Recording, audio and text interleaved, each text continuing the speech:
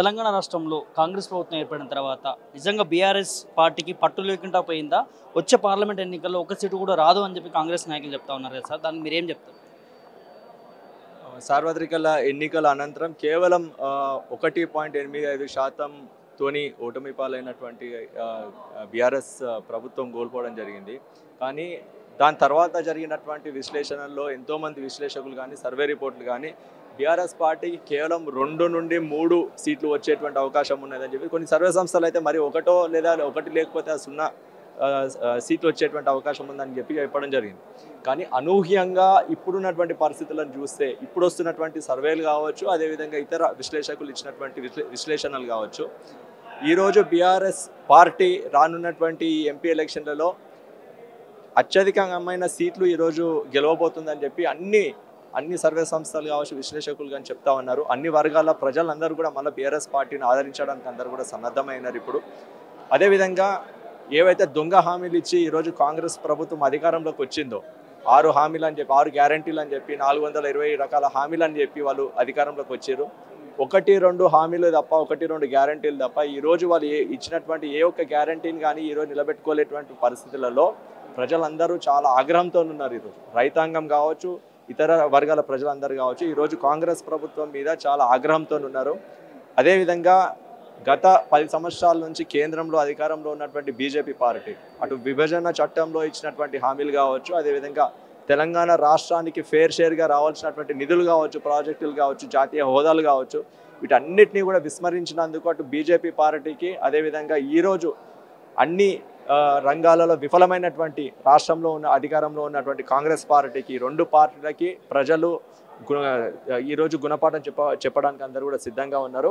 రానున్నటువంటి ఎన్నికలలో అత్యధిక సీట్లు బీఆర్ఎస్ పార్టీ గెలవబోతుందని చెప్పి ఈరోజు అన్ని వర్గాల ప్రజల నుంచి వస్తున్నటువంటి విశ్లేషణలతో అందరూ కూడా స్పష్టంగా చెప్పొచ్చు. దాంతోపాటు సార్, ఇవాళ మంత్రి కోమటిరెడ్డి వెంకటరెడ్డి మాట్లాడుతూ ఎమ్మెల్సీ కవిత అరెస్ట్ అయ్యి జైలుకి వెళ్ళింది, త్వరలోనే కేటీఆర్ కూడా కీలక నేతలు కూడా అరెస్ట్ అయ్యి జైలుకి వెళ్తారు, వాళ్ళ కోసం డబుల్ బెడ్రూమ్ కూడా కట్టిస్తామని చెప్పి ఎద్దేవా చేస్తూ మాట్లాడారు. దానికి మీరేం చెప్తారు సార్?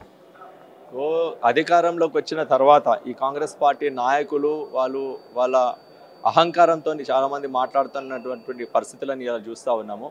వాళ్ళు ఏవో కొన్ని విచారణలు జరుపుతూ ఉన్నారు. ఆ విచారణకు సంబంధించినటువంటి రిపోర్టులు కావచ్చు, లేదా ప్రెస్ మీట్లు పెట్టి అధికారికంగా ఎవరు కూడా చెప్పడం లేదు.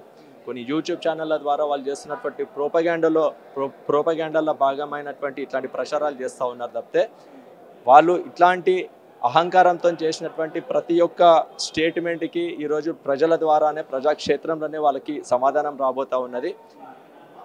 ఇటు రాష్ట్రంలో అధికారంలో ఉన్నటువంటి కాంగ్రెస్ పార్టీ, అటు కేంద్రంలో అధికారంలో ఉన్నటువంటి బీజేపీ పార్టీ, వీళ్ళు లోపాయికారిగా ఒప్పందం చేసుకొని గెలిస్తే మీరన్నా గెలవాలి, లేకపోతే మేమన్నా గెలవాలి. కానీ ఇక్కడ చాలా పటిష్టంగా ఉన్నటువంటి ప్రజల్లో పటిష్టంగా ఉన్నటువంటి బీఆర్ఎస్ పార్టీని గెలిచేటువంటి అవకాశం మనం కల్పించొద్దు అని చెప్పి ఒక అంతర్గతంగా వాళ్ళు ఒక లోపాయికారి ఒప్పందం చేసుకున్నటువంటి స్పష్టమవుతా ఉన్నది.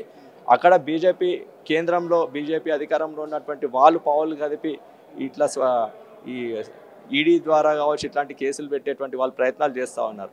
కానీ దీనికి వత్తాసు పాడుతూ ఈరోజు కాంగ్రెస్ పార్టీ కూడా మేము ఇట్లనే అరెస్టులు చేస్తామని చెప్పి ఇట్లాంటి అహంకారంతో ఇట్లాంటి స్టేట్మెంట్లు ఇచ్చే ప్రయత్నం చేస్తూ ఉన్నారు. ప్రజాక్షేత్రంలో వీళ్ళందరికీ తగిన గుణపాఠం చెప్పబోతా ఉన్నారని స్పష్టంగా అర్థమవుతుంది. ఇవాళ కేసీఆర్ గారి ఆధ్వర్యంలో బీఫామ్ ఇవ్వబోతా ఉన్నారు. సో ఎట్లా ఉండబోతుంది మీ పార్టీకి సంబంధించిన విధి విధానాలు ఏంటి?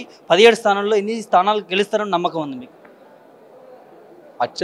అత్యధిక స్థానాల్లో అనూహ్యంగా ఈరోజు బీఆర్ఎస్ పార్టీ గ్రాఫ్ అనేది పెరిగింది. గత నెల రోజుల క్రితం నుండి ఇప్పటివరకు చూస్తే ఈరోజు బీఆర్ఎస్ పార్టీ గ్రాఫ్ పెరిగిందని స్పష్టంగా అర్థమవుతా ఉన్నది. ఉన్న 17 స్థానాల్లో అత్యధిక స్థానాలు, నేను స్పష్టంగా ఒక నంబర్ చెప్పలేను కానీ అత్యధిక స్థానాల్లో కాంగ్రెస్ కంటే బీజేపీ కంటే కూడా అత్యధిక స్థానాల్లో ఈరోజు బీఆర్ఎస్ పార్టీ గెలవబోతా ఉన్నదని చెప్పి స్పష్టంగా అర్థమవుతా ఉన్నది. ఈరోజు కేసీఆర్ గారి అధ్యక్షతన జరుగుతున్నటువంటి ఈ స్టేట్ కమిటీ మీటింగ్లో ఈరోజు వారి చేత క్యాండిడేట్లకి, బీఆర్ఎస్ పార్టీ అభ్యర్థులకు అందరూ కూడా బీఫామ్లు చేయబోతా ఉన్నారు.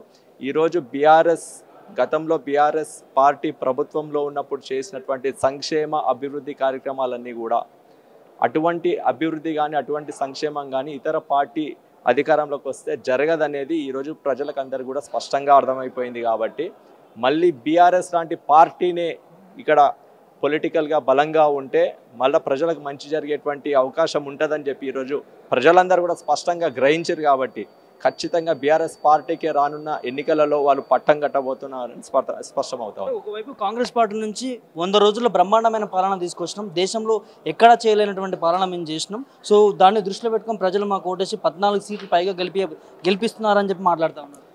బ్రహ్మాండమైన పాలన అంటే వాళ్ళు ప్రాథమికంగా ఇచ్చినటువంటి 6 గ్యారంటీలను అమలు చేయాలి, అవి చేయలేదు.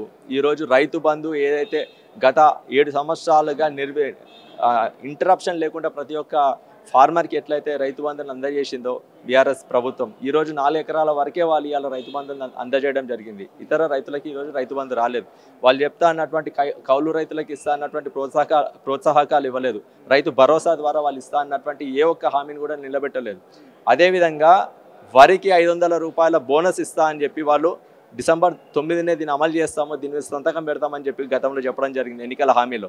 కానీ వచ్చేసారి నుంచి దాన్ని అమలు చేస్తామని చెప్పి రీసెంట్గా మహబూబ్ నగర్లో జరిగినటువంటి నారాయణపేటలో జరిగినటువంటి సభలో రేవంత్ రెడ్డి గారు చెప్పడం జరిగింది. అంటే ఈసారికి వరికి 500 రూపాయల బోనస్ ఇవ్వడం లేదని వాళ్ళు స్పష్టంగా చెప్పడం జరిగింది. ఇట్లా ఈ హామీలని భవిష్యత్తులో మేము అమలు చేస్తామని మాత్రమే వాళ్ళు చెప్తా ఉన్నారు. 6 గ్యారెంటీలను కూడా పూర్తి స్థాయిలో భవిష్యత్తులో అమలు చేస్తామని చెప్తా ఉన్నారు తప్పితే ఇప్పటికీ వాళ్ళు ఇచ్చినటువంటి హామీలు కావచ్చు, గ్యారెంటీలు కావచ్చు, ఇప్పటి వరకు వాళ్ళు నిలబెట్టుకున్నటువంటి దాఖలాలు లేవు. అన్ని రంగాలలో వాళ్ళు చెప్పినటువంటి అన్ని హామీలలో ప్రతి ఒక్క దాంట్లో ఈరోజు విఫలమైపోయింది కాంగ్రెస్ ప్రభుత్వం. దీనికి ప్రజలన్నీ కూడా గమనిస్తూ ఉన్నారు. ఖచ్చితంగా ప్రజలకి వీళ్ళు ఇచ్చినటువంటి దొంగ హామీలన్నింటినీ కూడా నిలబెట్టుకోలేని పరిస్థితులలో ఈరోజు ప్రజాక్షేత్రంలో ప్రజలు వాళ్ళకి కాంగ్రెస్ పార్టీకి తగిన గుణపాఠం చెప్పబోతా ఉన్నారు.